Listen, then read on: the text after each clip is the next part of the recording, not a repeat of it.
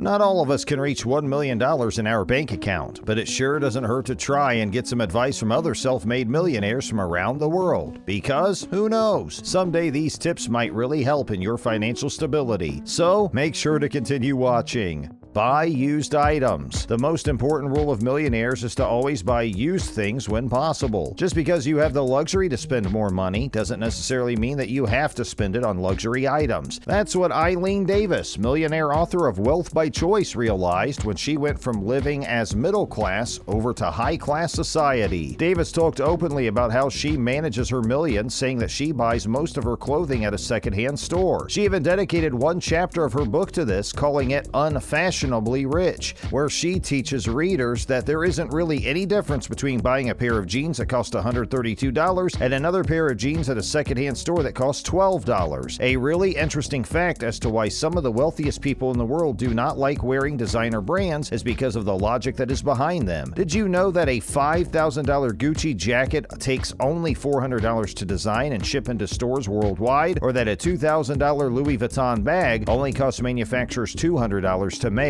Wealthy people have understood that this is somewhat of a scam, as the price for these products goes way over the limit for no apparent reason. Brands that sell their products for thousands of dollars actually use these unimaginable profits they gain into marketing their brand even more, so they could raise the prices of their products even higher in the future. This keeps people spending more money than they should. On the other hand, Davis also buys used cars and prefers spending a movie night with friends at home rather than going out to luxurious dinners. However, it is obvious that she doesn't spend her whole life like this, nor do other millionaires. Wealthy people tend to balance their life by enjoying the thrifty lifestyle and the luxuries that come with being a millionaire from time to time. Reach a good credit score. One millionaire named John Savin has spent almost all of his life working with other high net worth individuals who have more than $1 million in liquid financial assets. He believes that there is one huge difference that separates the middle class from millionaires, and that is how they both handle their finances. According to John, it all comes down to cash flow. Millionaires use money as a tool that should work harder for them than they do for it. They're also really aware of their inflow and outflows of money. On the other hand, the middle class or even the poor class think that they should work hard in order to gain money. John says that focusing on the inflow and outflows of money will really help you manage your finances even better, and the only way he thinks that people can do this is by paying for items in cash. This theory is not really proven to be useful, but it is backed up by other wealthy people. However, other self-made millionaires say that this is not exactly the correct way to do it in modern-day society. Using a credit card will also help you a lot in managing your finances. I know that this could be somewhat of an eye-opener to you, because for many people, a credit card just makes it harder for them to keep their finances in control. The whole borrowing money from a financial institution or a bank and then repaying them after a while is really stressful or confusing to many people. However, self-made millionaires that have used a credit card instead of cash to make their fortune say that it all revolves around being disciplined. Credit cards are better as you build a credit score and build trust with financial institutions or banks. This would make things easier for you to get an investment or a business loan in the future to either open your own business or invest in property with a really low down payment in return. Set small financial goals. You probably have a goal to reach at least $1 million in your bank account. However, it is much more complicated than that. Whatever gurus and fake mentors that are online are teaching you on how to make money online fast is a big lie. Becoming a millionaire is much more complicated than that, especially if you come from a poor or middle class background. Becoming wealthy is only achievable by having a very specific action plan so you can make what you want a reality. Millionaire Brian Lim, who is also the CEO of Into the AM, says that becoming a millionaire takes much more than many people think. The first most important thing that millionaires or self-made millionaires have done to reach where they are now is by studying what they wanted to get themselves into, whether it is by reading a book, case study reports, articles and blogs, or even watching videos. Studying the way to enter business or make an investment that will make you $1 million or more is the number one rule for you to start setting goals. According to Brian, if you want to become wealthy and successful, you need to figure out a specific financial freedom number as a goal, then calculate backward how much you need to earn to hit that goal. What he means by that is by breaking down your goals into smaller steps, you can start to get the idea of how much it takes to become wealthy. So, instead of setting a goal to have $5 million in your bank account, set a goal to have $25,000 in your bank account, or a goal to make $10,000 a month. Without doing this crucial step, you will will always struggle to figure out how to earn the millions you want. For example, if you are aware that you want to make 6 figures a year to reach your financial goal in 5 years, then you should just look for jobs that make a little bit over $100,000 annually, or open a small online business that will generate approximately that same amount. Auto save your money. Meanwhile, Ryan Stewman, who is a millionaire and best-selling author for his books on hardcore closing deals and negotiation, says that the secret to becoming and keeping your millions is by automatically saving your money. He said that every week he has money automatically transferred from his checking to his savings account. Even when he was younger and got paid only $25 a week, he used to do the same thing. Now, Ryan is able to save $1,000 per week from what he makes. Ryan uses his savings to invest in blue chip stocks, hitting his financial goals, and even using it as a down payment on property. However, many people tend to confuse the whole saving money mentality. Saving money to reach a certain financial goal is obviously a very wise thing to do. However, saving money throughout your life just to be settled during your retirement is a horrible idea, according to numerous millionaires. This is because of inflation. Every year, money drops in value by around 2%. For example, in 2021, a $10 bill from 1950 would be valued at $112. This is also why the baby boomer generation have always invested their savings into stocks and even attempted to get into cryptocurrency investments. They are scared to lose the money they have saved until retirement because they have understood that every year they are losing thousands of dollars of their hard-earned money due to inflation. This is why you always need to set a goal when you save money. It is best to either invest them in solid equity or a business that will duplicate your income. There is also the option to invest your savings in the stock market or crypto market. But since both of these things are highly unstable and unpredictable, you have a huge risk of losing all of the savings you invest in them at one point in your life. Max out your retirement. I know we just talked about inflation and saving money for retirement, but there are plenty of millionaires that say that isn't the worst idea ever to have a couple of tens of thousands of dollars left aside for retirement. According to John Crossman, who is a millionaire and CEO of his own real estate company, saving money aside for retirement can help you overcome a bad financial situation much more easily. Crossman said that it is better to max out all 401ks because, according to him, he doesn't know a better investment vehicle. He also added that if your company agrees to do this, then it's free money. It grows tax-free, and the payment penalty prevents you from pulling money out early, which makes it the best investment you can ever make. Even if you can't max out your accounts during your retirement, Crossman recommends contributing as much as you can as early as you can, meaning that you should leave even if it's the bare minimum aside for when you retire. For example, if you put $350 a month towards your retirement starting at the age of 35, you end up with about $350,000 by the age of 65 with an additional 6% return. So which one of these tips were you already implementing in your life? Let us know in the comments and check out our next financial video.